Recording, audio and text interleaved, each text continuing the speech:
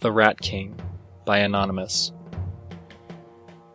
By the beginning of October 1997, Ashley Gross was sure there were rats in her apartment.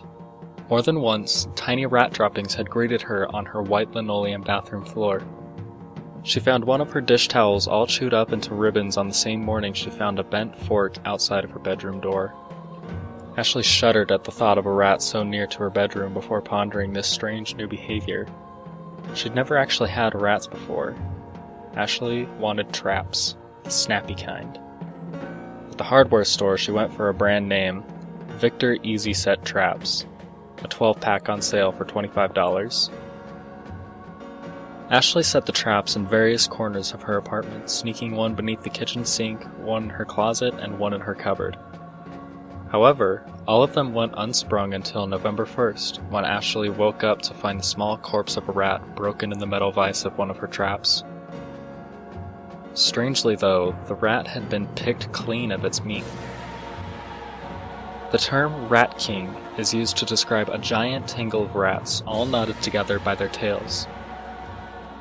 It comes from Germany, where an Altenburg museum keeps the mummified remains of a 200-year-old rat king discovered in a German miller's fireplace. It consists of 32 rats in total.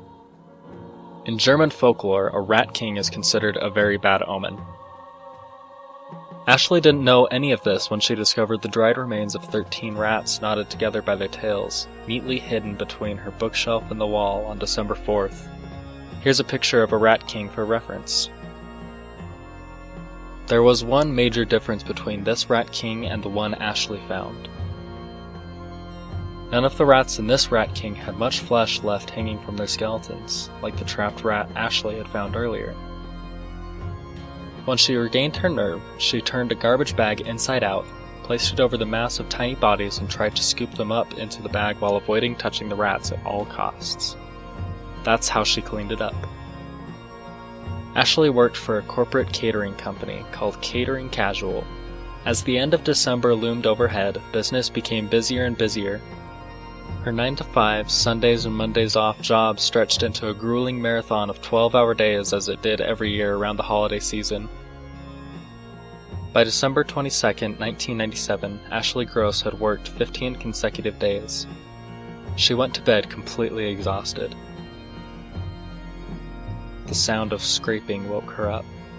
Ashley lay half awake in the abrupt silence that followed, and wondered if she had really heard anything at all.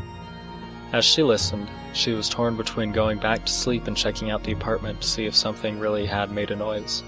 Flicking on her bedside lamp, she opened her bedroom door and spilled light out into the hallway. A filthy, gigantic brown rat scurried past her bare feet into her room. Something in the hallway dropped a fork onto the floor.